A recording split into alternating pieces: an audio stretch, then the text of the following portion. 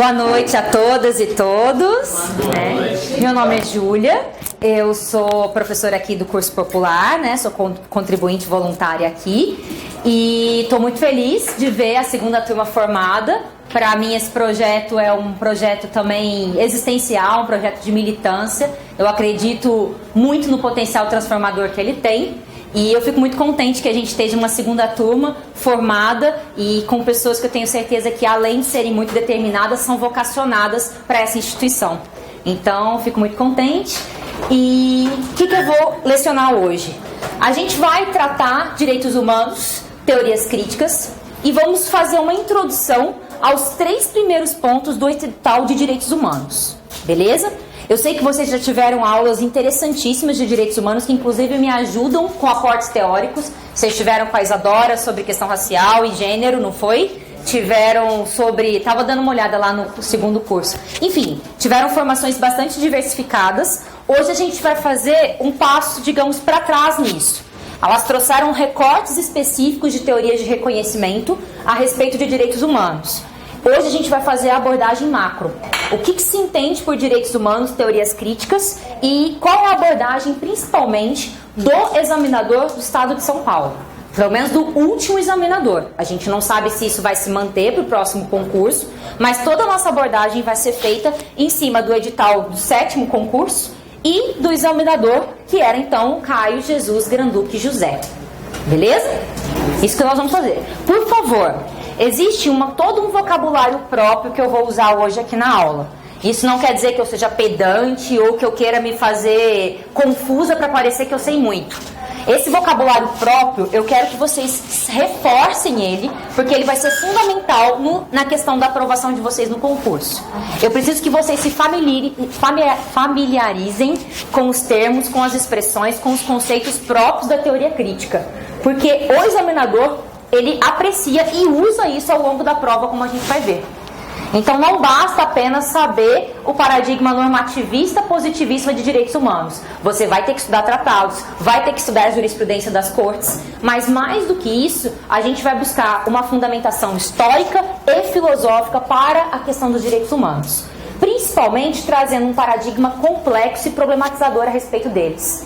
Não tratar direitos humanos como uma bandeira vazia, como algo que se fala como se houvesse um consenso a respeito do que significa a expressão direitos humanos. Um consenso universal e único. Esse consenso não existe. E quando ele existe, quase sempre ele é fruto de imposição, de opressões históricas. E é isso que a gente precisa problematizar junto. Tudo bem? Bom, vamos começar? Espera que o trem... Aí, pronto. Vamos começar falando um pouquinho sobre o edital e sobre os pontos de teoria crítica de direitos humanos. Eu não sei se vocês já abriram o edital. Existe uma certa tensão em relação a abrir o edital, certo? É uma angústia, você olha aquilo e fala, eu nunca vou conseguir ler essa porra toda, não tem a menor chance de eu conseguir estudar tudo isso, eu vou largar tudo, eu não vou dar conta. Rola isso sempre. Sempre que sair um novo edital, vai rolar toda essa angústia, choradeira, você vai se desesperar. É um processo que você vai, inclusive, naturalizando. Você já sabe, fala, não, hoje é dia de sofrer, saiu um novo edital, né? Faz parte. O edital, especificamente de direitos humanos, te traz uma angústia adicional. Porque você vai ler e vai falar, mano, o que é isso? Né? Eu nunca ouvi falar desses paranauê aí. Isso aí não tá no curso de direito que eu fiz. Vai acontecer. Então, para a gente fazer esse processo coletivo, juntos, de mãos dadas, para ser menos traumático, eu trouxe aqui para você. Lembrando que a Defensoria Pública do Estado de São Paulo, ela é pioneira nessa abordagem complexa a respeito dos direitos humanos. Essa perspectiva histórica filosófica de trazer quais são os fundamentos filosóficos das teorias críticas e trazer essa abordagem mais complexa e problematizadora, ela começa no Estado de São Paulo. Mas ela já se ramificou, não com a mesma intensidade nem com a mesma importância, certo? Em outros editais ela aparece, mas ela não é cobrada com a mesma intensidade. Mas a gente já fica feliz que isso está dando frutos. Porque o resultado do ensino para concursos, como a gente tem visto, o ensino bancário, castrador, limitante, que é basicamente um ensino emburrecedor, que tira a perspectiva histórica do sujeito e coloca nele um robozinho de reproduzir jurisprudências, né, que basicamente faz silogismo, os caras não passaram nem da escola da exegese ainda, eles ainda estão em premissa maior, premissa menor, conclusão. É só isso que os caras fazem. Esse tipo de ensino para concurso, ele já tem produzido catástrofes no nosso dia a dia. A gente tem visto que esse tipo de concurso, esse tipo de formação intelectual, ele é muito propício para a utilização do direito como instrumento de opressão, como instrumento de violência, como instrumento de, principalmente de opressão contra minorias que são as maiorias marginalizadas. Então, o direito estudado dessa forma precarizada e emburrecedora serve a uma ordem excludente. Então, quando a Defensoria Pública traz esse panorama complexador, esse panorama de problematizar direitos humanos, o que ela pretende fazer é capacitar vocês para um uso contra-hegemônico do direito. Certo? Fazer o uso do direito com compromisso.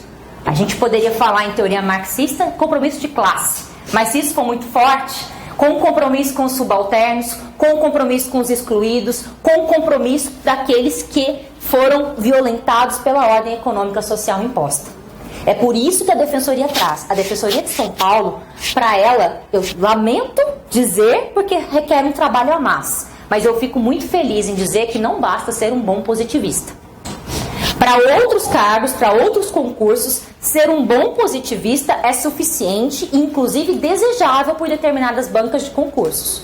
Para a Defensoria Pública do Estado de São Paulo, ser um bom positivista não basta. É necessário mais que isso. É necessário conhecimento teórico e filosófico.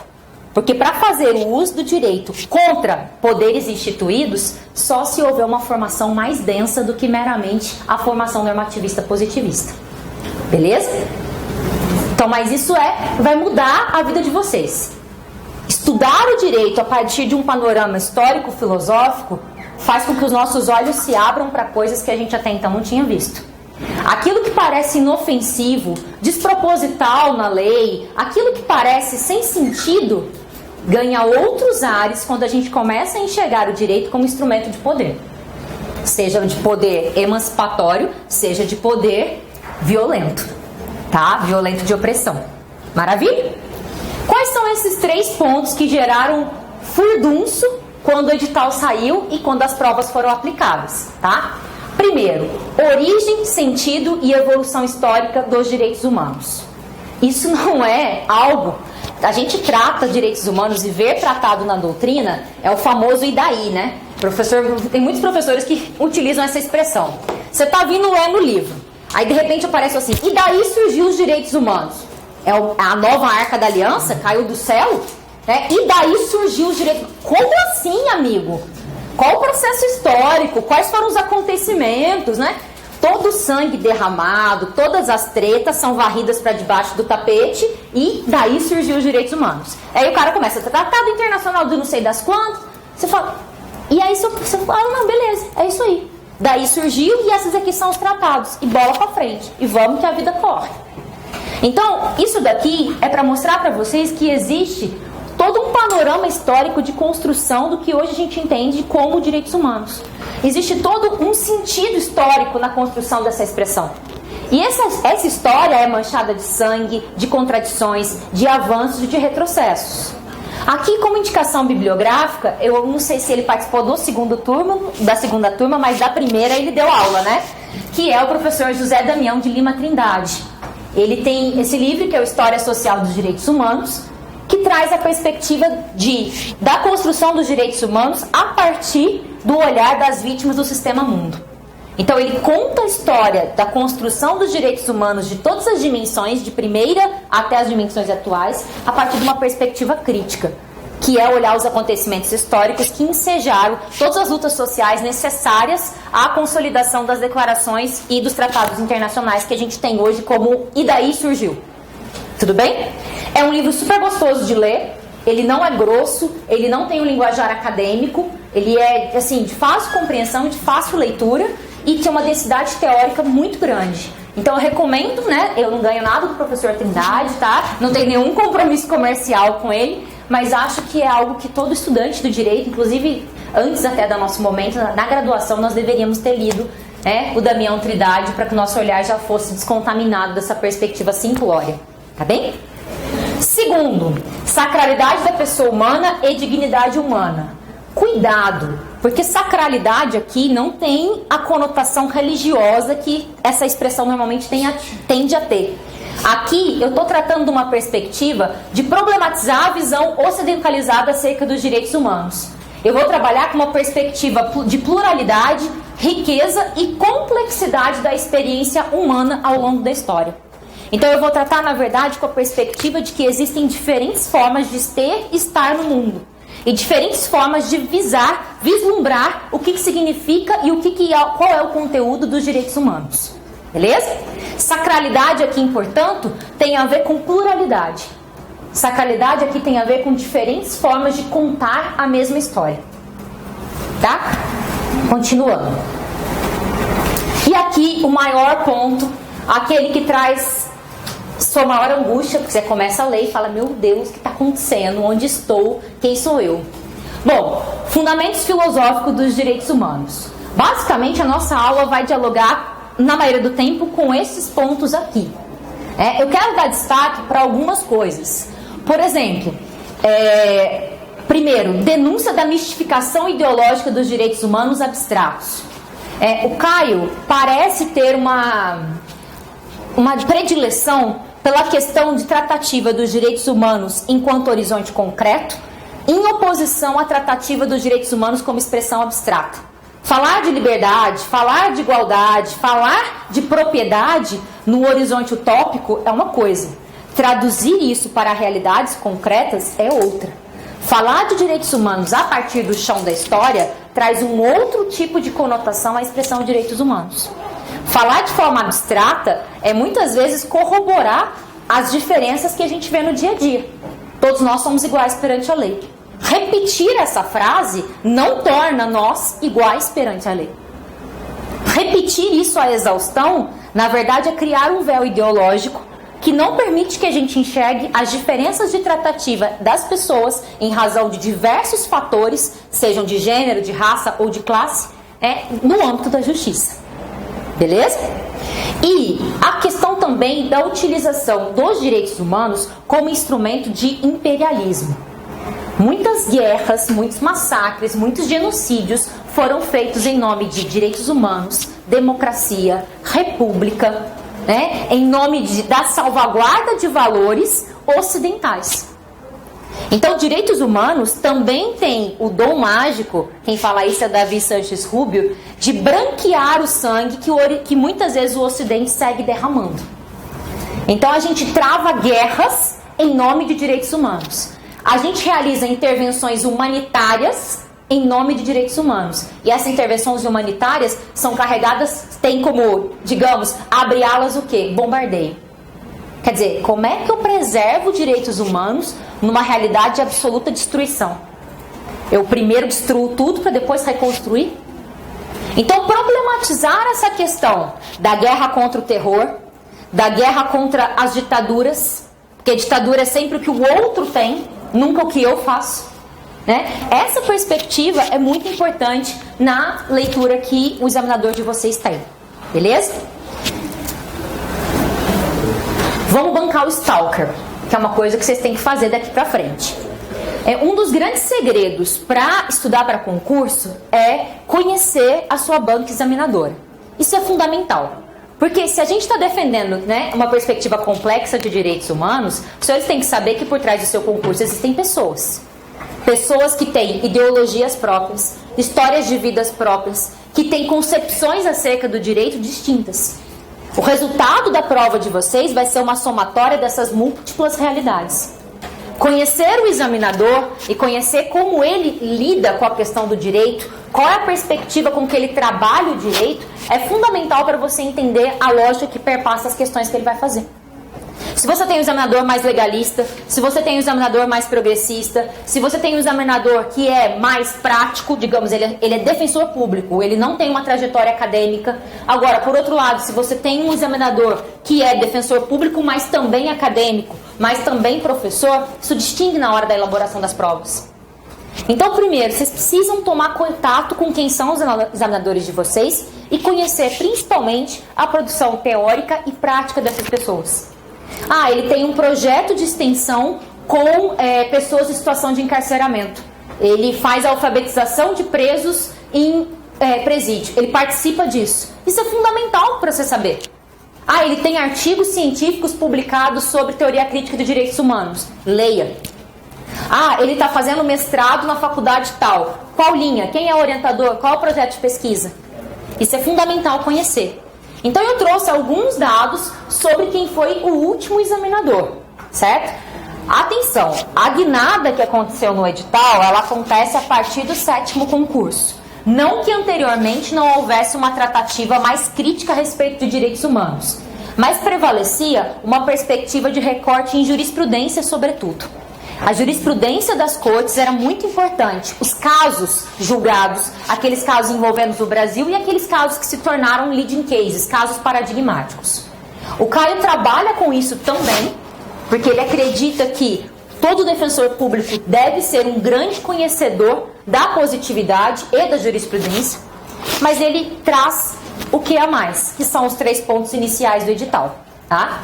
E isso não é à toa. O Caio não é só defensor público. E quando eu digo só defensor público, isso não tem nenhuma conotação negativa, né? Porque passar no concurso já é uma tarefa hercúlea.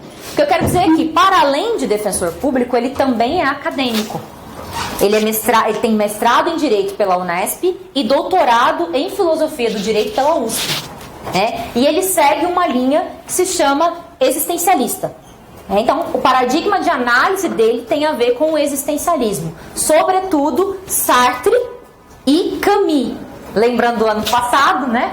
Camus não se escreve C-A-M-I.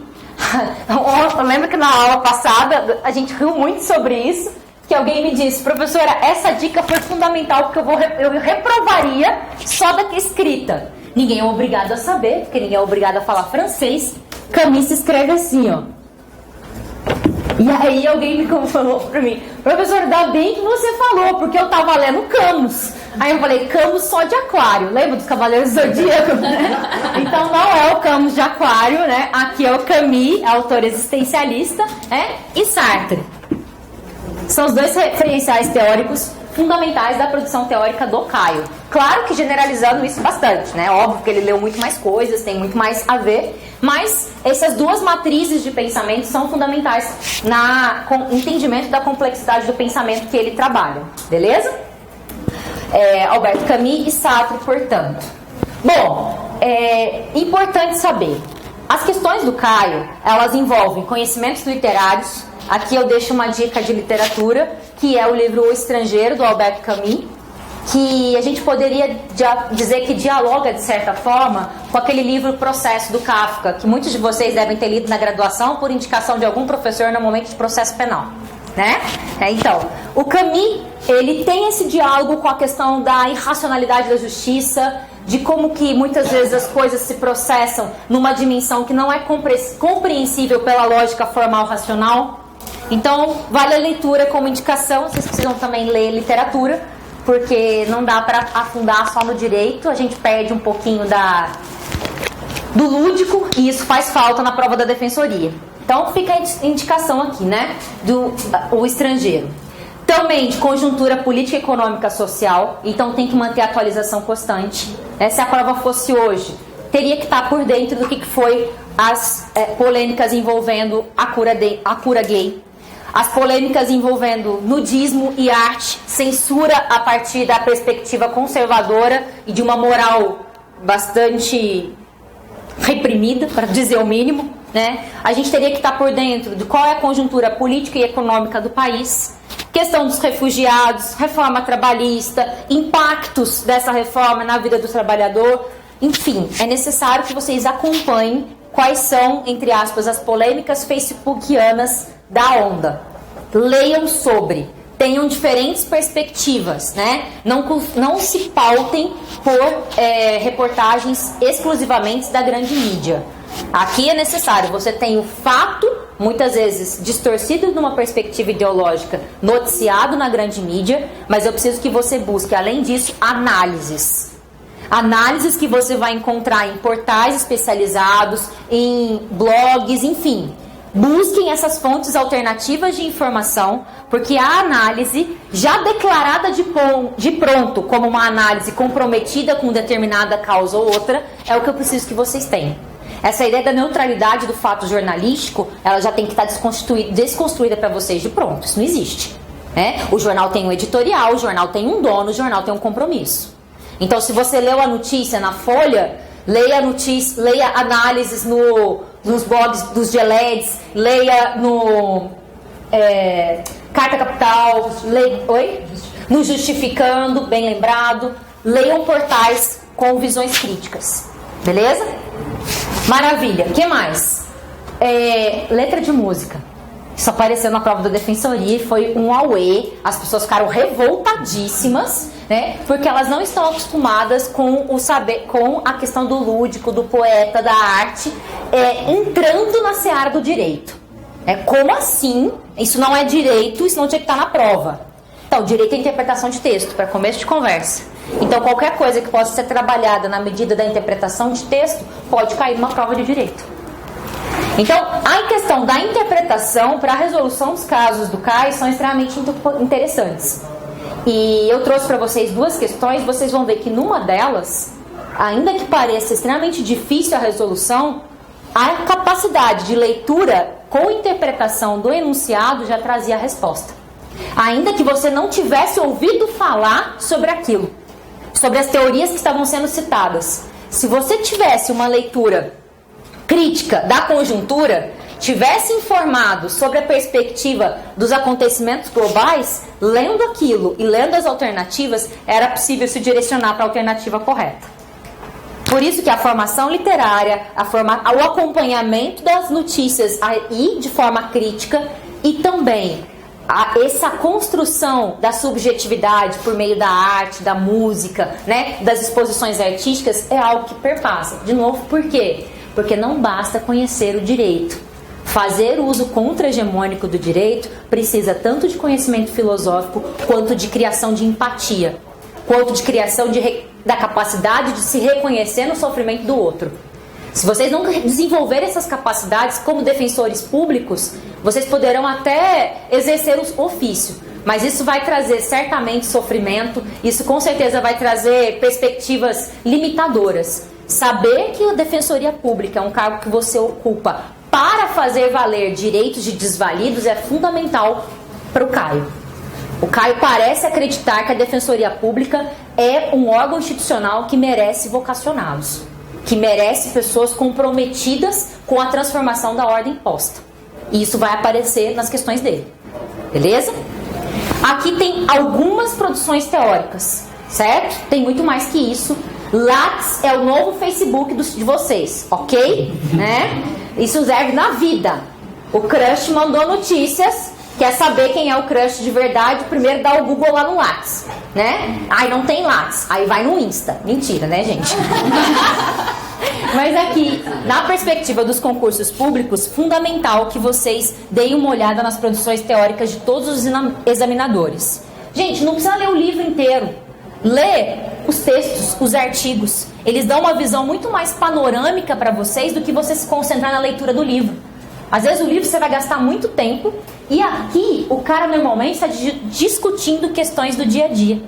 Então vejam, eu trouxe para vocês aqui sobre a questão de um caso que foi bastante famoso das pessoas em situação de rua em Franca estavam sendo encarceradas por contravenção de vadiagem e mendicância. Sim, agora foi 2015 ou 2016, se eu não estou enganado. E a Defensoria Pública teve que entrar com habeas corpus coletivo em razão dessa prática, que era sustentada pelo próprio Poder Judiciário Municipal. Então, o Caio traz um retrato sobre esse caso no artigo, quais foram as teses utilizadas e qual é o panorama filosófico, político por trás, tanto da atuação dos poderes instituídos quando fazem isso, quanto da Defensoria Pública quando combate esse tipo de ação discriminatória e preconceituosa. Beleza? Esse texto aqui é o mais recente. Foi publicado agora, acho que tem duas semanas, no Justificando. Isso daqui, esse texto é uma ótima degustação para você ver como é que funciona a cabeça dele. como que a escrita dele não é uma escrita tradicional, ela é permeada de simbologia, ela é permeada de poesia, ele dialoga o tempo todo com questões de música, de literatura. Então aqui, se você quiser ver como é a tratativa do direito a partir da perspectiva do examinador, dá uma olhadinha nesse artigo aqui, tá? Em que ele junta Sartre, Camus, Chico Buarque e refugiados, no mesmo combo, tá? Trouxe para vocês duas questões. Essa daqui é aquela questão que eu citei agora há pouco, da questão de você ler com calma o enunciado. Aqui já vai a primeira dica. Provas da defensoria têm enunciados longos. E o enunciado é fundamental para você.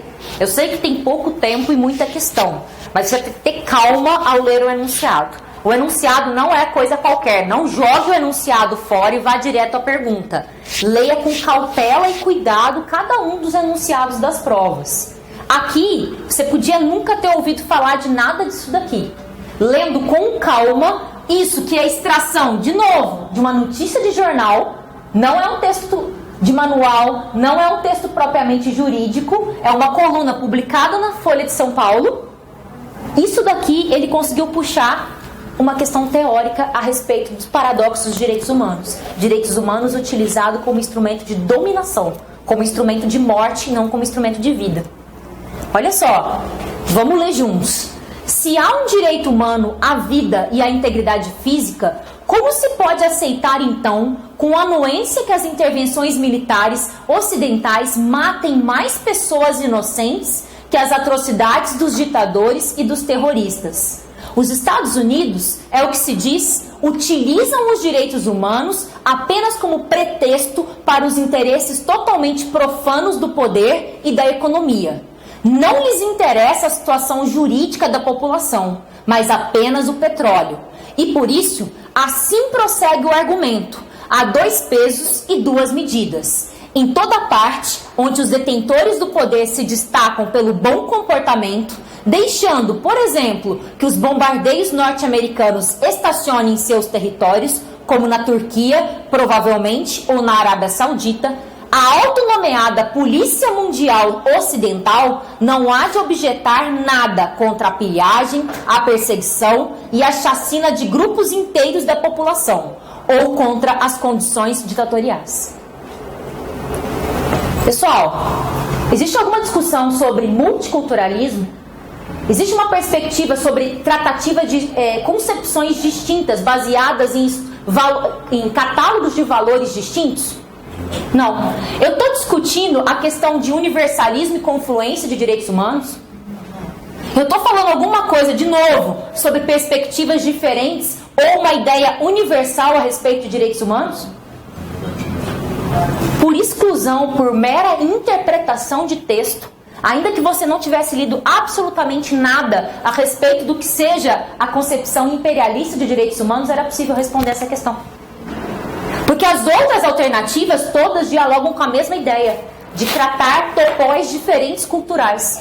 A ideia de que as culturas diferentes engendram concepções diferentes sobre direitos humanos. Não é sobre isso que o texto fala.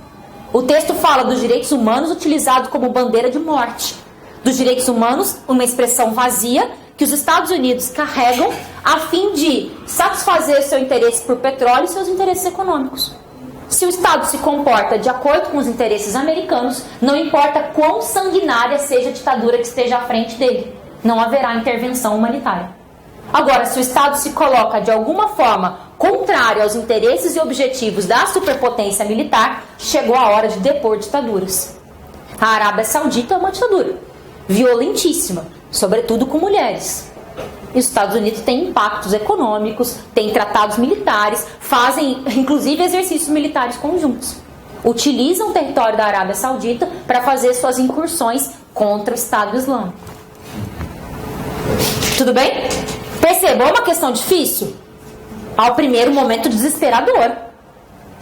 Por quê? Você olha as alternativas, porque é isso que você faz, você desconsidera o texto, né? Você fala, isso aqui eu não preciso ler. Aí você vai no final, né, e olha as alternativas. Pronto, bateu o pânico. Eu nunca ouvi falar sobre nenhuma dessas teorias, eu vou chutar.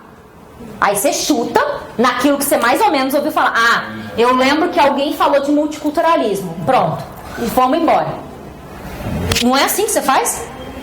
Então, lendo o texto, gastando um tempinho ali, identificando sobre qual é o assunto do texto, você responde a questão. Agora que eu estou mostrando para vocês, se vocês forem aos fóruns de discussão de concurseiros, é o pandemônio.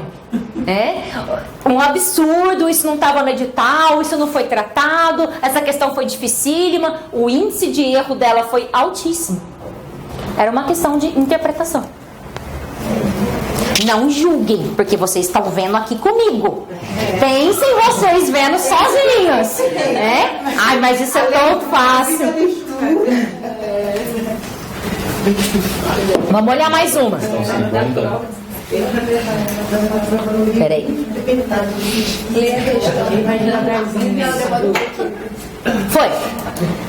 Eu não vou ler as letras de música com vocês, até porque se eu tivesse que cantar, teríamos o esvaziamento, né, da sala de aula, inclusive comprometimento do equipamento de filmagem aqui, né, com essa voz de gralha maravilhosa que eu fui abençoada. Bom, aqui nós temos duas letras de música. O Cálice, do Chico Buarque, que remete à ditadura militar existente no Brasil, e o Cálice, do Criolo, que é a música sobre permanências dos regimes repressivos ditatoriais no âmbito democrático. O cara levou isso para o exame da defensoria. Uma letra do Chico Buarque e uma letra do Criolo. Ousado, né? Temos de reconhecer, né? A senhora é ousada. Bom, e aí? Aqui era uma questão mais difícil. Por quê? Porque ela demandava uma interpretação e demandava uma certa, digamos assim, familiaridade com o que o artista representou em cada momento histórico e qual é a história de vida do artista.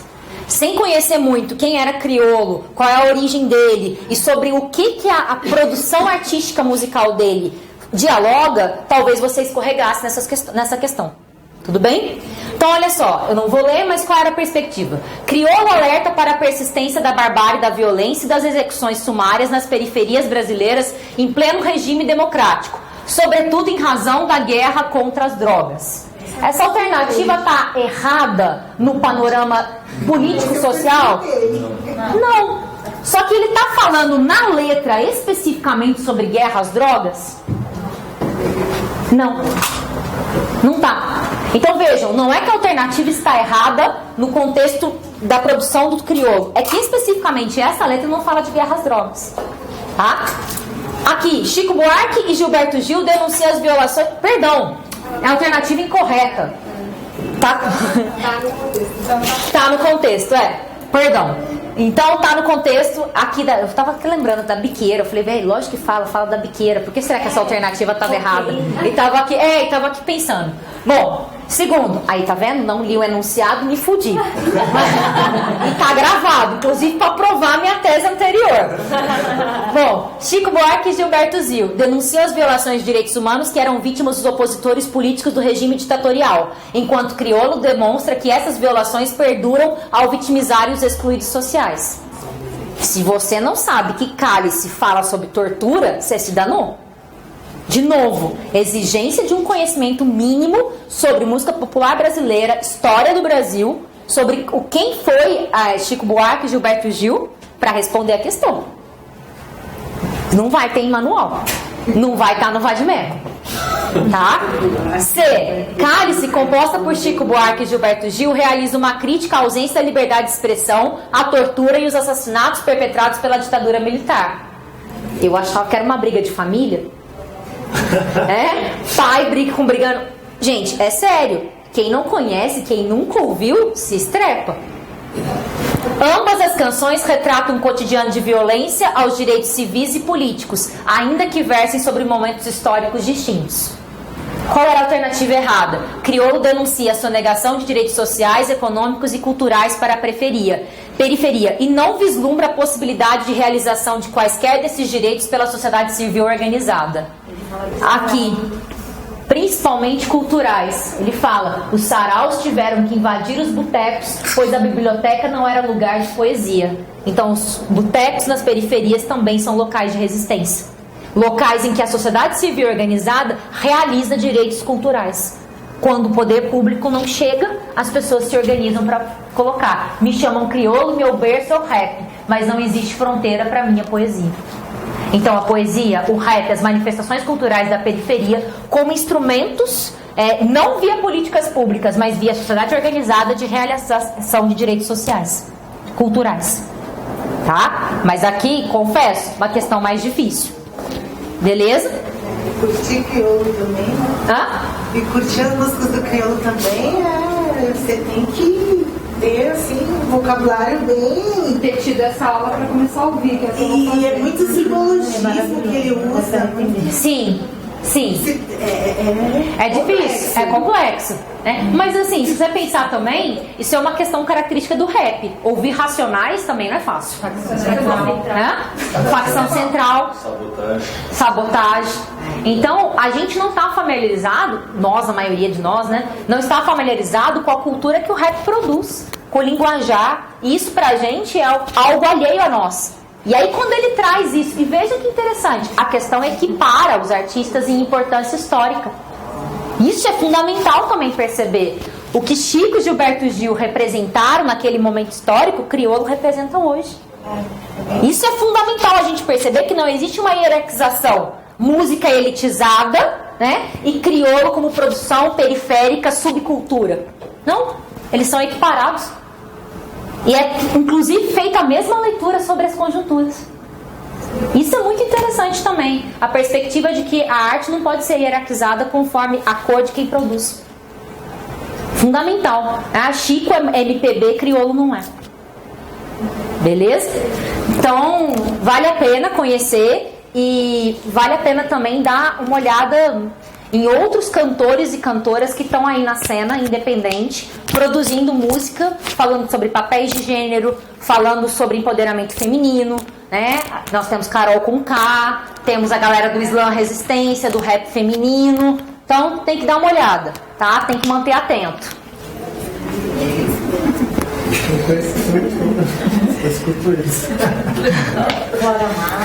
Vamos lá então.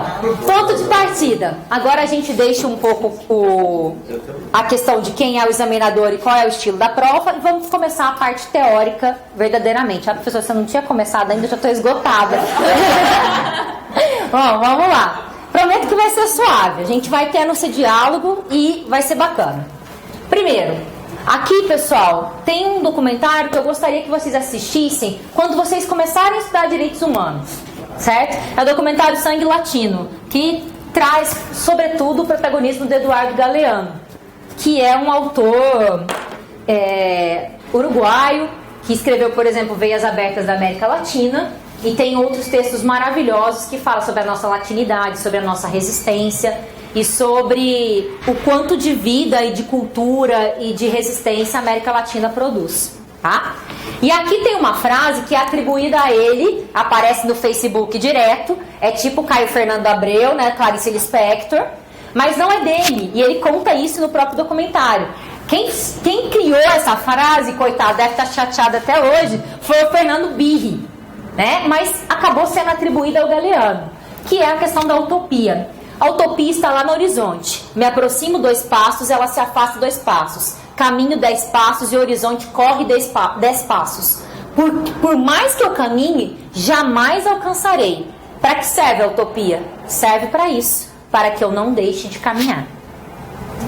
Senhores e senhoras, como defensoras públicas e defensores públicos que serão, não terão muitos sucessos. Não terão muitas conquistas. Colecionarão derrotas. Colecionarão injustiças. Vão chorar muito junto com os assistidos e com as assistidas. Mas o dia que vocês deixarem de acreditar na importância da instituição e do trabalho de vocês, é hora de sair da carreira. Porque a utopia na transformação, o uso alternativo do direito como instrumento de libertação, como instrumento de promoção da igualdade, como instrumento de efetivação de direitos humanos, é o que deve mover vocês todos os dias. Acreditar que a batalha foi feita para ser lutada, ainda que o resultado não lhe sejam favoráveis. A gente tem que ser pedra dura, sempre, e pedra mole também, para se identificar com os outros que estarão ali ao nosso redor. Então, a utopia é algo que deve mover vocês como defensores e defensoras. Acreditar que, diferentemente de outras instituições, a defensoria tem um compromisso com os despossuídos, com os marginalizados, com os oprimidos, com aqueles que sofrem violências psicológicas e materiais de toda sorte. Sobretudo a maior violência delas, que é a desigualdade social. Tá? Os senhores trabalharão com gente, não com processo. O processo, na verdade, é seu inimigo. É instrumento de luta e é inimigo ao mesmo tempo. Tá? Porque a justiça não foi feita para pés descalços. Bom, vamos lá. Estou falando de teorias críticas e até agora eu não disse para vocês o que isso significa. Por que teorias críticas para começar e não teoria crítica? Porque não existe uma única vertente crítica. Na verdade, elas são múltiplas, como são múltiplos os olhares a respeito do mundo. Então, inicialmente, eu tenho como ponto em comum das teorias críticas a perspectiva de uma filosofia da suspeita. A dúvida e a inquietação perpassa todo o horizonte das filosofias críticas. E eu tenho como grandes matrizes teóricas, que são matrizes que a gente vai chamar de referenciais, né? Os filósofos Marx numa linha, Foucault em outra e Nietzsche em outra. Vejam, são perspectivas absolutamente diferentes. O que não quer dizer que alguma delas não seja crítica. Marxismo e teoria Foucaultiana podem dialogar em alguns pontos, mas têm miragens diferentes, têm caminhos diferentes, têm interpretações diferentes. Mas ambos suspeitam daquilo que está colocado como verdade. Ambos trabalham a partir de uma crítica imanente, de uma perspectiva de olhar de dentro o sistema e desconstituir aquilo que vem como naturalizado, como imposto, como sempre foi assim, sempre será. Beleza? A ideia, portanto, é partir da dúvida, partir da suspeita, ser alguém, interrogar aquilo que chega para nós como dogma, como verdade. Isso é filosofia crítica. O próprio termo filosofia crítica, né, ele ganha mais reforço, ele é utilizado desde lá dos hegelianos e tudo mais, mas ele ganha essa conotação com a escola de Frankfurt, que é uma matriz marxista, a gente pode dizer assim, ainda é considerada, que questiona sobretudo a questão da racionalidade humana, da racionalidade enquanto lógica, enquanto capacidade de pensamento estrutural linear. Certo? Nós temos o conhecimento e o controle sobre tudo. Ela questiona a respeito disso. E toda a teoria crítica se orienta a partir de um horizonte utópico. Todas elas propõem alguma forma de transformação, seja ela individual, seja ela coletiva. Mas nenhuma delas está satisfeita, feliz, condizente com o estado das coisas. Então toda a filosofia crítica tem um horizonte utópico transformador. Pode ser mais numa perspectiva de totalidade, pode ser mais uma perspectiva individual, mas pressupõe uma transformação. Beleza? Autocríticas e conhecentes.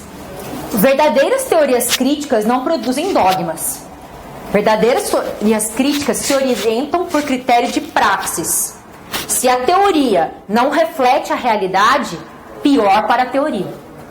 Que é o que não acontece na maioria das teorias ditas tradicionais, nas visões tradicionais do mundo, sobretudo na ciência burguesa. Se a realidade não cabe no quadrado teórico, pior para a realidade. É assim que as pessoas se comportam. No nosso próprio ramo do direito, você sabe o que é isso. Se não cabe dentro do conceito de propriedade estrito do direito civil, não é propriedade. Beleza? Então vejam, a ideia da autocrítica é submeter de forma constante os pressupostos à força da crítica. Aquilo que eu vinha construindo como pensamento, como teoria, como referencial, ser constantemente colocado à prova.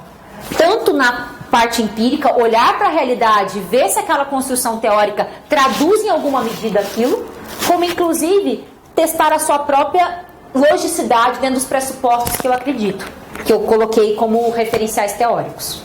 Beleza? Então não existem dogmas no âmbito das teorias críticas. Elas estão permanentemente em processo de reconstrução. Construção e reconstrução diária. Aqui já entra uma coisa importante. Todo universal é um particular universalizado. Não existe nenhuma ideia que não tenha uma localidade como origem. Não existe nenhum conceito que não tenha surgido em determinado local. Se ele conseguiu alcançar o status de universal, eu preciso me perguntar quem é que dita o universal.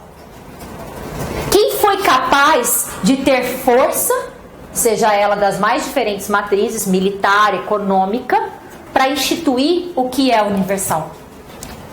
A própria perspectiva do homem individualizado não é um conceito que sempre existiu. Tem origem histórica datada, a modernidade, as revoluções burguesas. O homem enquanto indivíduo não existia antes disso. Existia enquanto membro de coletividades. Essa ideia da subjetividade, do direito a ter direitos, da individualidade como centro mínimo de imputação, é uma construção histórica, datada. Quem é que teve a capacidade de tornar o indivíduo o centro do direito? Professor, não vou dormir hoje. Essa é a minha intenção. Eu semeio caos para colher revolta. Essa é a minha função no mundo. Às vezes eu falho miseravelmente, mas é para isso que eu vim. Almoço em família, detesto. Se não tiver briga, eu não estou contente. Tem que ter briga, treta, discussão. É para isso que eu vim. Harmonia e paz, para mim, sempre subsistem com alguém sendo subjugado. A paz no contexto de desequilíbrio de forças é a paz sem voz. Que você já sabe o que era, o Rapa já te contou. Foi o Rapa mesmo, né? Bom, o que mais? Inconformistas. Tem a ver com o espírito utópico. Todas as teorias críticas estão inconformadas. Quando o teu olhar não suporta a realidade, quando isso para você é motivo de sofrimento individual e coletivo, é o que se traduz na postura de um teórico crítico. A realidade é insuportável. É por isso que eu busco outras saídas. É insuportável no plano individual e é insuportável no plano coletivo. Não interessa.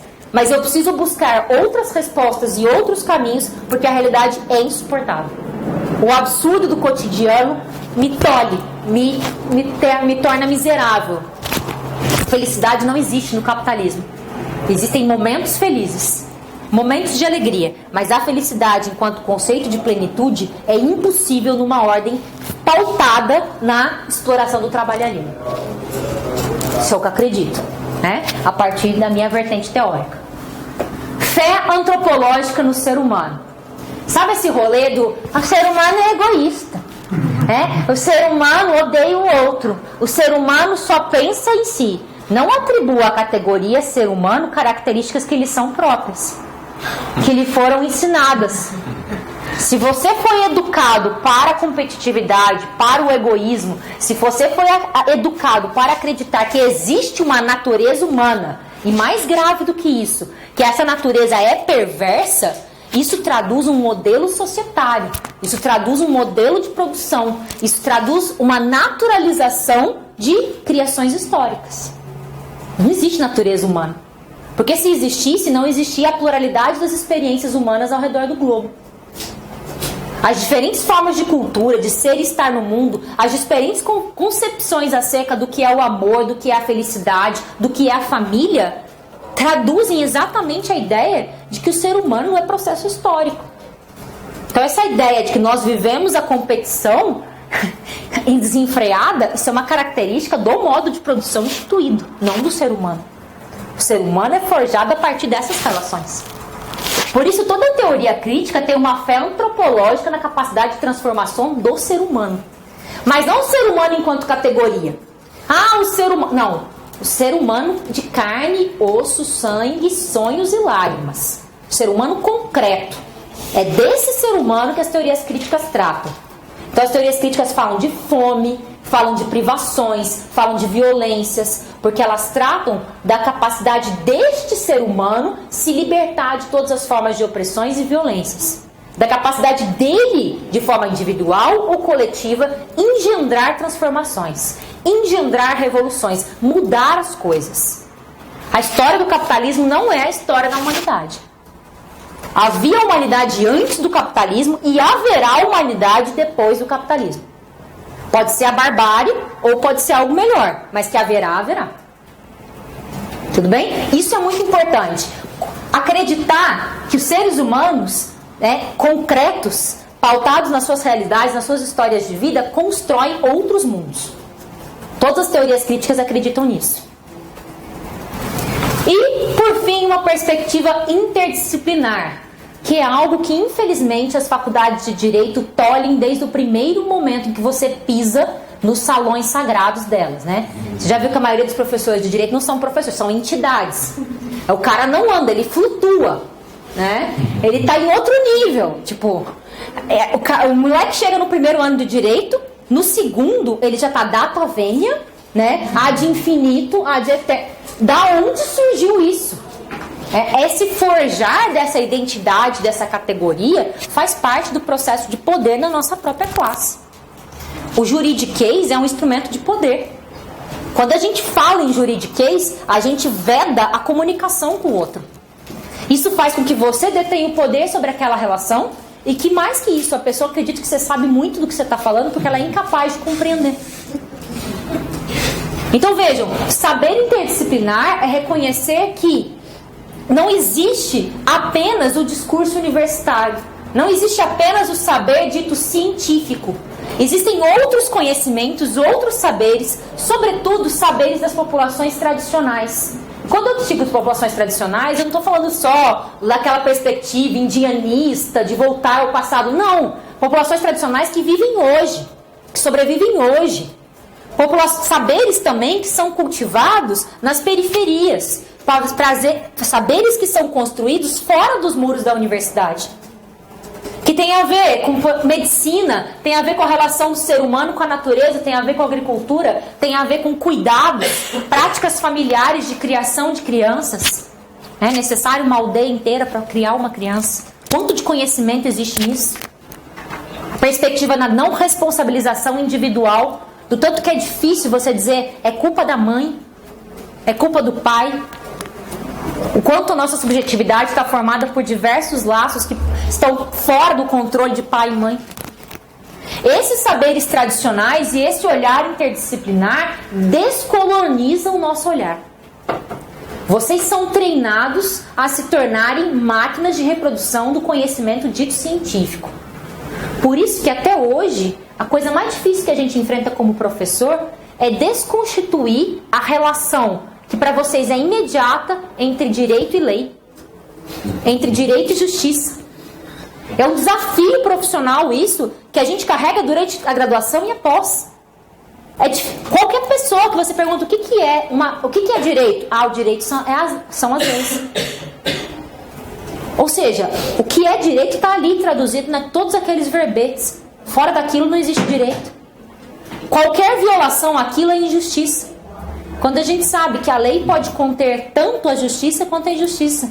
Pode conter tanto critérios de emancipação quanto de violação. Inclusive há ramos inteiros do direito construídos com o único propósito de subjugar. Os senhores serão defensores e sabem que o direito penal reserva aos assistidos dos senhores. Então, todas essas questões são fundamentais para as teorias críticas. Aqui são duas coisas que a gente já vem conversando e eu torno elas centrais. Ícones e conceitos próprios das teorias críticas. É fundamental que vocês se apropriem do linguajar da teoria crítica. Outros professores que deram aula para vocês sobre a perspectiva racial, sobre a perspectiva de gênero, devem ter utilizado conceitos, expressões que às vezes você não está familiarizado. É necessário se aproximar e se incorporar esse conhecimento. Porque o diálogo é necessário a partir dessas vertentes. Tudo bem? Aqui eu trouxe só um exemplo. Conceito. Gente, eu procurei milhões de figuras, pedi ajuda a um querido amigo, pesquisador na área, que se chama Vitor Serra. Todas as figuras têm problemas, né? E eu, como não tenho minha capacidade no computador se resume a usar o Word e chorar quando ele trava. Esse é meu nível de conhecimento, né? Então eu jamais conseguiria fazer isso daqui. Então essa daqui foi a menos pior que eu encontrei, mas eu vou apontar para vocês alguns dos problemas que elas têm. Identidade de gênero, orientação sexual, sexo biológico e papel de gênero são coisas absolutamente diferentes dentro das teorias. teorias pós-modernas, teoria queer, teorias feministas. Fala bastante ampla e generalizada. Quando eu falo de identidade de gênero, eu estou falando de como a pessoa se reconhece e deveria ser reconhecida pela sociedade. Pode ser mulher, pode ser homem ou pode ser nenhum deles. Porque existem pessoas que não se identificam como binárias, ou homem ou mulher. Tem uma identidade de gênero que é não binária. Beleza? O que mais? Isso pode estar alinhado com o sexo biológico ou não. Aquelas pessoas que nasceram com sexo e têm a identidade alinhada são chamadas cisgêneros. Eu nasci com vagina e tenho identidade de mulher. Mas poderia ser que eu nascesse com vagina e tivesse identidade de homem. Nesse caso, transexual não é a palavra mais indicada, tá? Esse é o primeiro problema da figura. A palavra mais indicada é transgênero. Aquele que nasce com uma identidade de gênero e outro sexo biológico é o transgênero. Que não tem absolutamente nada a ver com orientação sexual. O que é orientação sexual? É por quem você sente afetividade. É para onde a sua afetividade está direcionado. Se refere à sexualidade da pessoa e a quem ela sente atração afetivo-sexual. A orientação sexual não é necessariamente relacionada com gênero. Uma pessoa trans pode ser heterossexual, homossexual, bissexual ou assexual. Faltou isso também. Existem pessoas que não sentem atração afetiva ou sexual por nenhum sexo. Então eu posso ser uma mulher transgênero que ser, na verdade, lésbica. Isso não tem nada a ver. Transgênero não tem nada a ver com ser gay ou ser lésbica ou ser como é que chama? Heterossexual. Beleza? Pois não. Você não entendi muito bem. Eu queria saber o motivo de por que transexual é um termo errado e por que usar o transgênero no lugar. Olha, esse na verdade é um debate bastante acentuado dentro das teorias, que a questão da transexualidade, ela dá uma conotação mais biológica, quando na verdade o gênero é uma construção sexual, é uma construção cultural, perdão. Então, usar o transgênero dá a ideia de que papéis de gênero e os próprios gêneros, o que vem a ser uma mulher e o que vem a ser um homem, é uma construção cultural. E quando eu uso transexual, eu estou dando uma conotação mais biológica, o que é sempre prejudicial nesses contextos, porque agrava situações de exclusão e discriminação. Beleza? Inclusive, fortalece leituras de eugenia. Por isso, preferência por transgênero. Mas é um debate bastante forte. Existem teorias críticas da vertente de gênero que vão defender o uso do termo transexual. Bom? Sexo biológico, portanto, tem a ver com cromossomos e com o órgão biológico que você nasce. Tá? É isso. É o que você tem atribuição em razão da sua natureza. E por fim, pessoal, papéis de gênero, que é na verdade o nosso problema mais acentuado para nós, para todo mundo que se coloca nesse debate, que é as expectativas que a sociedade tem em relação ao que vem a ser uma mulher e o que vem a ser um homem.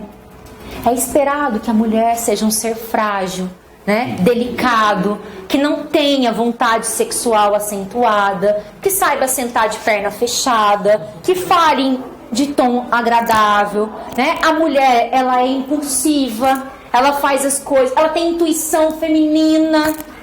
Toda mulher em algum momento vai ter despertado o instinto da maternidade. Se ela não quiser ter filhos, é que tem um problema sério com ela. Isso é papel de gênero. Por outro lado, o homem é um ser viril. O homem, ele não controla o apetite sexual, por isso ele trai, certo? O homem tem que ter gestos brutos. Ele tem que ter a violência, o porte físico. Ele não pode ser afeminado. Ele não pode ter o tom de voz mole, é como as pessoas dizem. Homem não chora. Homem não chora. A criança está no pré-escola e você vira para ela e fala: quantas namoradinhas você tem? Isso é moldar papéis de gênero. Quando a menina senta, criança, você botou uma saia e meia calça, é um instrumento de tortura. Nem pessoas adultas deveriam utilizar. Aí você bota na coitada da criança. Aí ela senta, porque ela senta, ela tá brincando, ela senta de perna aberta. O que você fala pra ela? Senta como menina. O que isso significa? Ou seja, já existe um imaginário coletivo do que vem a ser sentar corretamente como mulher. Isso é papel de gênero.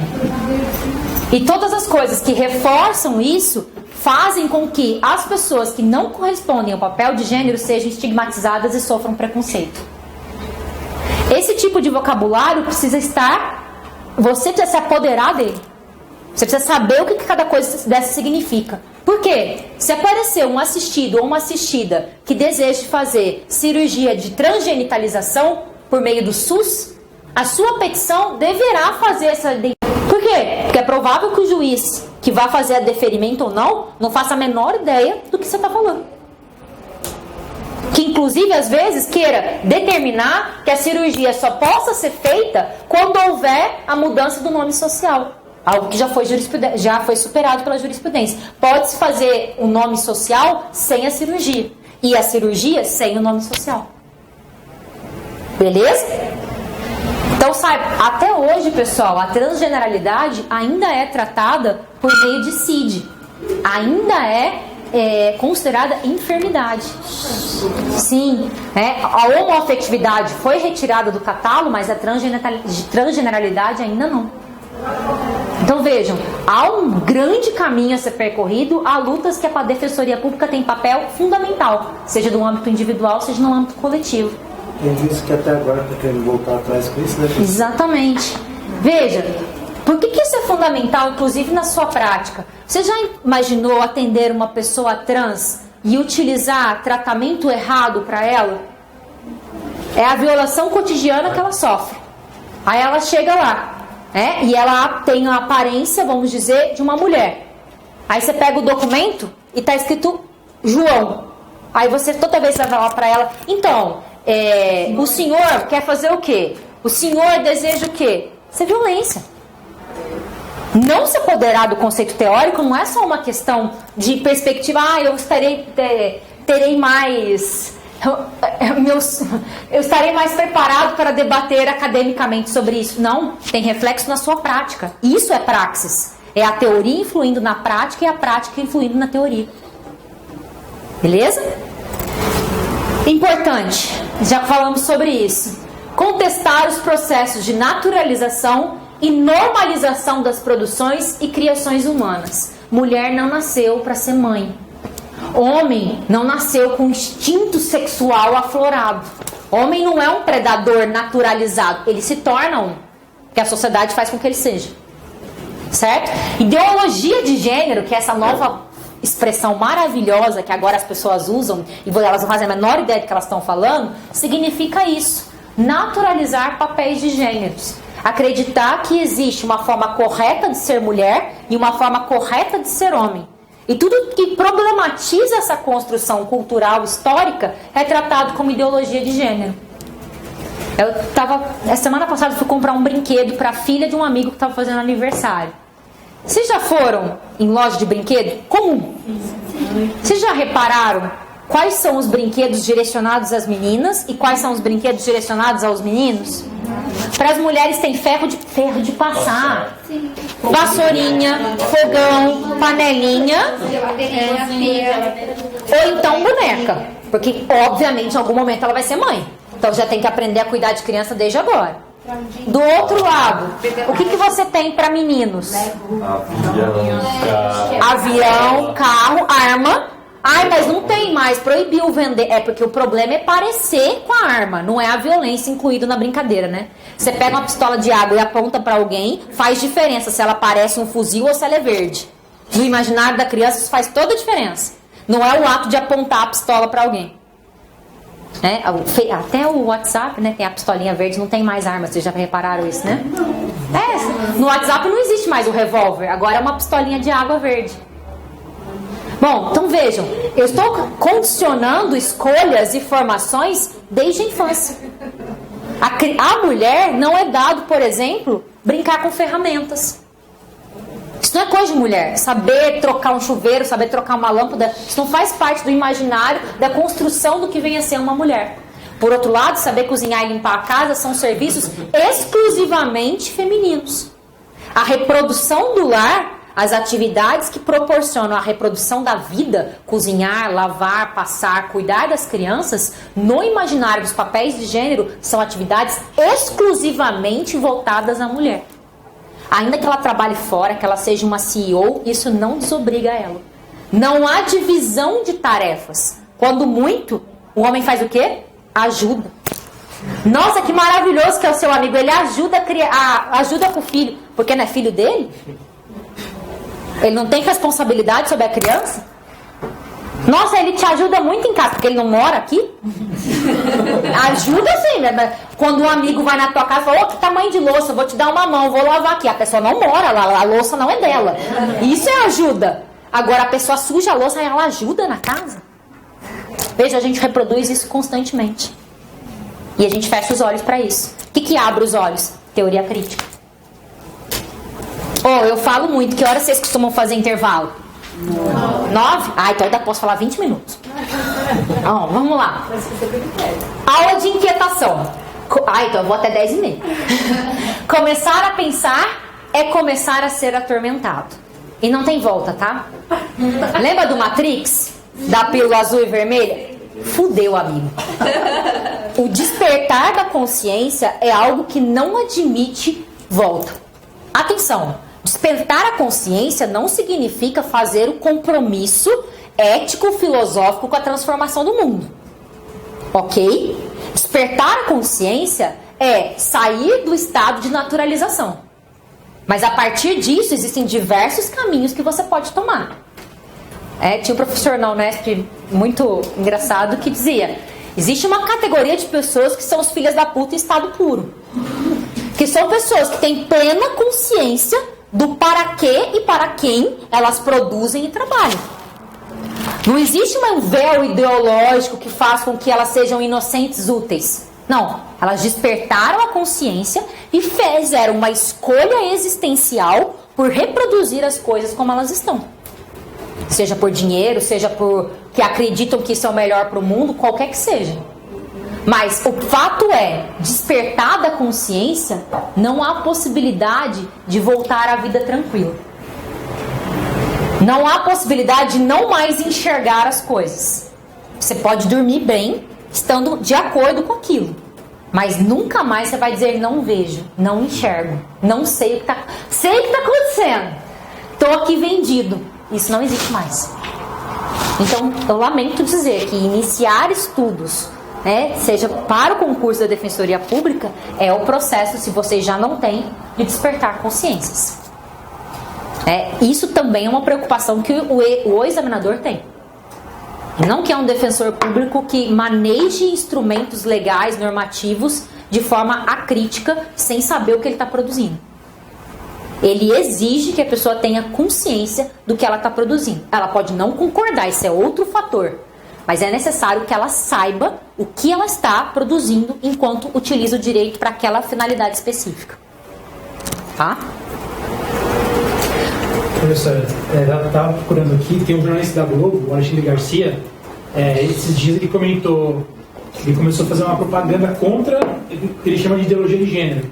Aí ele começou a falar que nos Estados Unidos eles tratam isso como doença até hoje, falar que muita gente tem depressão por conta disso, mas ele não fala que a depressão é por conta da opressão que a pessoa sofre, né? Ele fala que é por conta dos hormônios que a pessoa toma, e ainda ele falou que isso tudo não passa de mais uma forma de militância gramscista. Nossa, desse nível. Gente, esse é o nível da nossa grande mídia. Aquilo que em outros países seria considerado tabloide, que é esse jornalismo de manchetes sensacionalistas, aqui no Brasil é tratado e televisionado no horário nobre. Tanto que quando ele falou Alexandre Garcia, todos vocês sabiam quem era. Então não é alguém desconhecido. E outra, Alexandre Garcia tem plena consciência do que ele está falando. Ele não está falando isso porque ele desconhece o que vem a ser ideologia de gênero. Ele está falando isso com um propósito específico de preservar papéis de gênero. Seja porque ele sente que a família... Qualquer coisa está ameaçada quando você começa a desconstruir e a dizer não existe jeito certo de menina sentar. Nem todo homem precisa ter a violência e essa masculinidade tóxica como parâmetro de atuação. Então isso é fundamental saber. No Brasil, o jornalismo padece de maneira miserável. Existem alternativas e jornais que estão comprometidos com pelo menos a capacidade de informação. apresentando os diferentes lados de uma mesma questão. Mas aqueles que a grande maioria da população tem acesso não podem sequer ser chamados de jornais. Na verdade, são programas políticos partidários. Cada vez mais. Alinhados e organizados. Isso é bom dizer. Eles estão muito unidos e com um discurso muito coerente. E que essa iniciativa aqui do cursinho popular, essas aulas minhas, podem ser que no futuro próximo não aconteçam. Porque o Escola Sem Partido for aprovado, o que eu estou ensinando hoje vai ser considerado, como é que chama? Doutrinação ideológica. Ainda que eu traga no final uma série de bibliografias, ainda que eu seja respaldado por referenciais teóricos, e ainda que eu tenha honestidade acadêmica e intelectual de dizer para vocês, eu não tenho compromisso nenhum com a neutralidade, falei isso no começo. Eu nunca me propus a ser neutra, eu tenho um lado, sempre tive. Todos nós temos. A diferença é, alguns de nós sabem para qual lado trabalham, alguns não sabem, e o mais importante, eu escolhi esse lado e eu não tenho compromisso nenhum, e não tenho problema nenhum em dizer qual lado é. O meu trabalho como professora, como teórica, é um trabalho para a classe trabalhadora. É a essas pessoas que eu tenho compromisso. E todo mundo tem. A diferença é a honestidade intelectual e acadêmica de dizer que você tem. A minha teoria é neutra. Isso não existe. Lamento dizer, porque a teoria é feita por homens e mulheres. E homens e mulheres têm história. Tá? Bom, ótimo exemplo do Alexandre Garcia, apesar de ter maculado a nossa aula com esse nome. Enfim, continuemos. Monocultura. Não pode ficar divulgando esses nomes. Elitismo versus educação popular. Primeira coisa, monocultura do saber científico. De novo, vejam que muitas vezes a universidade está permeada por pessoas de boas intenções, que estabelecem projetos de extensão. E elas vão não para construir junto, mas para levar para. Então eu vou fazer um projeto de extensão com as crianças da zona norte de São Paulo. Eu tenho um formatinho quadradinho, que eu vou chegar lá e impor. Eu não considero as crianças e as suas famílias partícipes da construção desse projeto. Eu não considero que elas têm saberes próprios, vivências próprias, valores próprios, que para que o projeto se realize, precisam estar pertencidos nele. Então, existe uma ideia de que existe um saber científico que é aplicado à realidade social. Essa é a palavra. Aplicado, de cima para baixo. E não construído conjuntamente. E mais do que isso, aqui é importante a gente dizer que no âmbito dos direitos humanos, tem o professor Davi Sanches Rubio, que é uma referência importante para a Defensoria Pública do Estado de São Paulo, é professor de filosofia na Universidade de Sevilha, tem parcerias com várias universidades aqui no Brasil, né? Vira e mexe ele está por aqui. Ele tem um conto que é muito interessante, que é o conto do sábio que perdeu as chaves. Ele conta que, certa vez, um sábio perdeu as chaves num determinado lugar. E ele perdeu a chave lá no final do corredor. Só que quando encontraram ele estava procurando as chaves aqui na sala. Por quê? Porque aqui era o único lugar iluminado. Então só tinha luz aqui, ele estava procurando as chaves aqui. Embora ele tivesse perdido as chaves em outro lugar. Aplicando essa alegoria aos direitos humanos, o único local iluminado a respeito dos direitos humanos são as normas, o discurso dos juristas, os muros da universidade. Todas as outras formas de conceber, e mais do que isso, de viver direitos humanos, são ignoradas, estão no escuro. Então aquilo que eu procuro às vezes nos direitos humanos, que é a efetividade do seu conceito, a realidade prática da sua vivência, tudo isso não vai ser encontrado se eu continuar insistindo e procurar só onde a luz mostra. É necessário iluminar outros horizontes. Procurar aonde verdadeiramente se perdeu. E não insistir nos mesmos paradigmas que já têm se mostrado falhos, incompletos, insuficientes. É claro que os tratados internacionais são importantíssimos enquanto garantias de direitos humanos. Mas são vazios de significado quando não realizados na prática. E outra, prever o conceito, o direito à liberdade de todos os povos, a autodeterminação dos povos, como vem previsto, significa o que na prática? Não há como traduzir isso se eu não olhar para o chão da história. Então, entrar nessa circular positivista é muito confortável, é quentinho.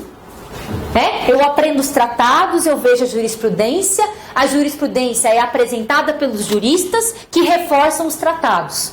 E aí eu fico ali, no castelo, retroalimentando esse discurso maravilhoso sobre os direitos humanos. E eu olho em volta e não enxergo a Praça da Sé. No caminho daqui até o metrô, eu não vejo as milhares de pessoas em situação de rua que durante o dia desaparecem. Aqui o centro é específico. Durante o dia, é essa pulsão do capitalismo, né? É a circulação completa de mercadorias. À noite, as pessoas que são mercadorias sobressalentes, que sequer para ser exploradas encontram colocação, elas surgem. E elas dormem aonde circularam todas as mercadorias durante o dia. Quando a gente sair daqui da aula à noite, o centro que você viu quando você chegou é outro. A concepção que essas pessoas têm sobre direitos humanos, sobre dignidade, sobre vivências, não cabe nessa concepção aqui. Não encontra respaldo nela. E quando eu fico dentro do lugar quentinho chamado discurso do direito, eu sou incapaz de enxergá-las. Eu sempre traduzo elas como um problema de efetividade. Não, mas é um problema de efetividade. O direito está aqui. Agora, a realização do direito é outro problema.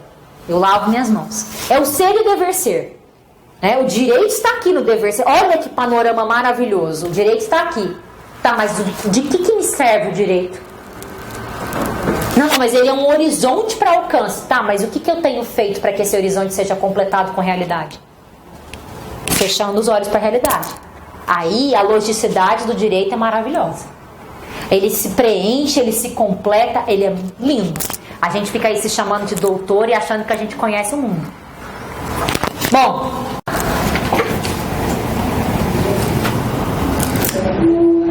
calma que agora ele resolveu.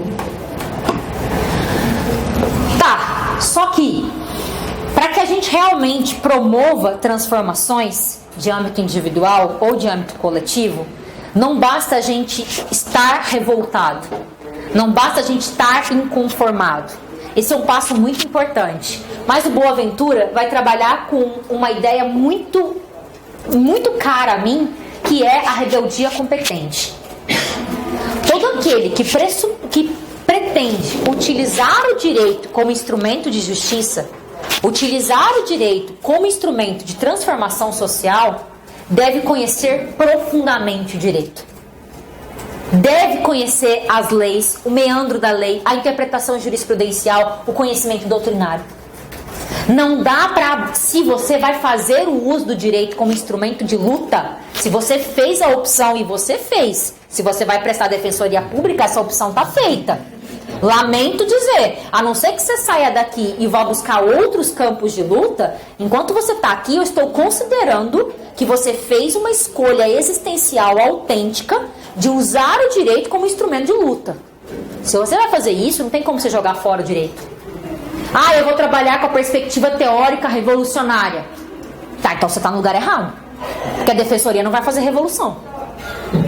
Vai promover revoluções individuais nas vidas dos seus assistidos. Ela pode fazer isso. Mas a revolução enquanto projeto político de transformação totalitária não vai ser por meio da defensoria que será feita. Conhecer os limites e os propósitos é fundamental para uma autuação. Então, não adianta vocês estarem imbuídos do espírito de transformação se não houver um conhecimento amplo do instrumental que vocês vão trabalhar. Chama-se, em direito alternativo, as nossas anfitriãs, a habilidade de abandonar o direito em nome da transformação quando vocês escolheram ser defensores públicos.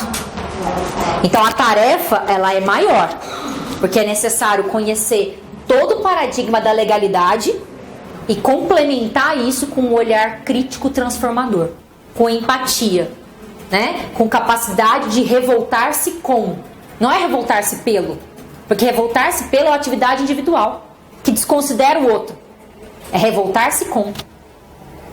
Tudo bem?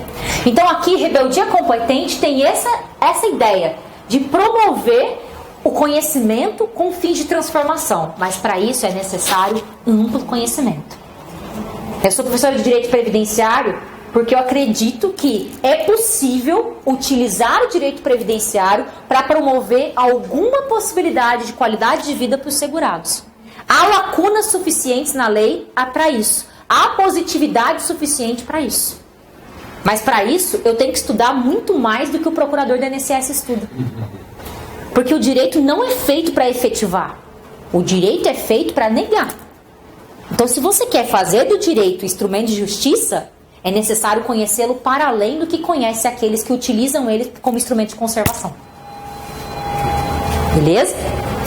É o que o direito alternativo chama de positividade de combate. Utilizar o direito contra ele próprio. Que é o que criança faz muito com mãe e com pai, né? Mãe fala uma coisa, a criança torce e usa para ela. Então, lembra disso na sua memória afetiva da infância e aplica o direito. Torça ele. Ele não é plenamente torcível. Lamento dizer. É possível torcê-lo em alguma medida. Mas nessa medida a gente tem que explorar até o fim. Até as últimas consequências. Tá? Bom, o que mais?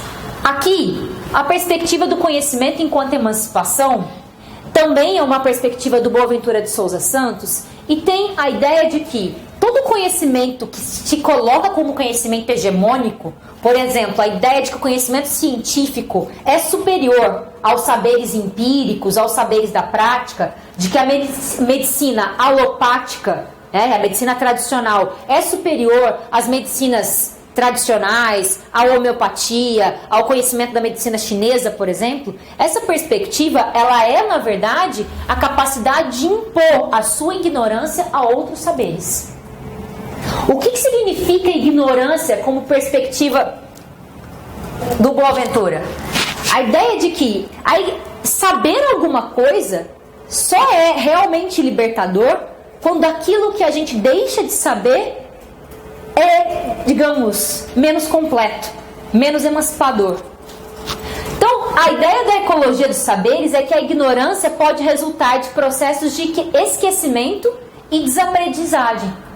Vocês só conhecem uma história, que é a história dos vencedores. O Brasil foi descoberto, ele não foi invadido. Existe a perspectiva de que Portugal trouxe a civilização ao Brasil. O Brasil se tornou uma nação depois da colonização portuguesa. Essa é a história dos vencedores que vocês conhecem. Quantos livros de história contam a perspectiva do genocídio indígena a partir dos indígenas? Quantos vocês leram ao longo da formação de vocês? Quantas nações indígenas vocês conhecem pelo nome? Pouquíssimos. Quantos grupos indígenas étnicos foram destruídos pelos portugueses? Você sabe ao alto? Sim. Mas você sabe a data do descobrimento, você sabe o nome das caravelas, você sabe o nome inteiro dos portugueses que aqui atracaram. Isso é o quê? A sua ignorância. O seu conhecimento fez com que você esquecesse e desaprendesse uma parte da história. O saber que foi colocado em você encobriu a realidade do outro. Toda a sua história de conquista, de civilização, ela oculta um dos maiores genocídios da história, que persiste até o dia de hoje. Então, o seu saber sobre a história do Brasil, na verdade, é uma ignorância. É um saber parcial. É uma história contada por quem pôde escrever livros, que não estava debaixo da terra. No fim e ao cabo é isso. Sobre a escravidão, o que você sabe? Você já percebeu que a gente trata a África como um país? A gente nunca sabe o nome de um país africano. A gente fala os povos que vieram da África, o continente. Tá. Quantas pessoas... isso é uma coisa fantástica. Nós, brancos, sabemos dizer: eu tenho ancestralidade italiana. A minha família veio de Portugal. Os meus ancestrais vieram da Itália. E as populações negras? A ancestralidade delas foi roubada. A maioria delas não sabe. Quem foram os ancestrais, sabe? Os meus ancestrais foram pessoas escravizadas. De onde vieram? De qual país foram sequestrados? A gente não sabe. A nossa sabedoria sobre a escravidão é a ignorância e o desaprendizagem da história pelo outro lado. Ecologia dos saberes, portanto, é reconhecer que todo saber é parcial, todo saber é comprometido e todo processo de aprendizagem implica um esquecimento e uma desaprendizagem. A totalidade do saber, ela só é atingida quando eu me predisponho a me desfazer dos meus dogmas e dos meus processos de naturalização e buscar essa parte do esquecimento e da desaprendizagem. Então, saber sobre a história do Brasil é saber sobre todos aqueles que foram esquecidos e abandonados pela história oficial. Isso é a perspectiva da rebeldia competente. Resgatar essa perspectiva que ficou abandonada ao longo do caminho. E não ficou abandonada porque, ai gente, foi mal, esquecemos. Não. É proposital, é objetivo. A ideia, subsiste muita coisa da atualidade como herança desses processos. A ideia de que as populações indígenas são sanguessugas, que elas detêm territórios gigantescos e improdutivos, Não gostam de trabalhar. que elas não gostam de trabalhar. O racismo institucional no Brasil, que perpassa todas as relações e todas as instituições. Então vejam, o esquecimento e a desaprendizagem produzem fatos hoje, no cotidiano, no Brasil de 2017. Permitir que eu saiba a história por um determinado viés significa reafirmar lógicas de exclusão, opressão e violência presentes hoje. Racismo reverso, né? A melhor mitologia do Brasil. Adoro. Bom. Só fazendo um adendo, professora. Claro. Não vou citar o nome da pessoa porque é um tributarista ilustre, né, na seara brasileira, mas ele falou que ele publicou um artigo no Museu do Brasil que estava se sentindo com uma minoria dentro dos brancos brasileiros, porque de tanto de falar direito de minoria que ele, a população branca, né, poderosa, elitizada, se sentiu como minoria. Você quer ver branco se juntar? Você ameaça tirar privilégio, né? A primeira coisa, mas nem todo branco, né? É uma coisa impressionante. Você quer ver branco? É pior que formiga no açúcar, né? Você cutucou privilégio histórico, mas assim, olha, junta que é uma coisa impressionante. E essa perspectiva de que existe uma afronta aos direitos dos brancos em razão de cotas raciais, cotas para populações indígenas, é algo que assim beira a esquizofrenia. Porque ainda que haja cotas, ainda que haja uma perspectiva de potencialidade de equalização para o futuro, quantos colegas negros os senhores tiveram na faculdade de Direito? Eu mesma na sala, nunca. Muitos de vocês advogam. Quantos juízes, defensores e promotores os senhores conhecem que são negros? Há uma ameaça latente, né? Eu acho que assim, a gente vai inverter os polos de dominação. Do jeito que as pessoas têm tratado, parece que estamos a um passo de viver uma supremacia racial negra.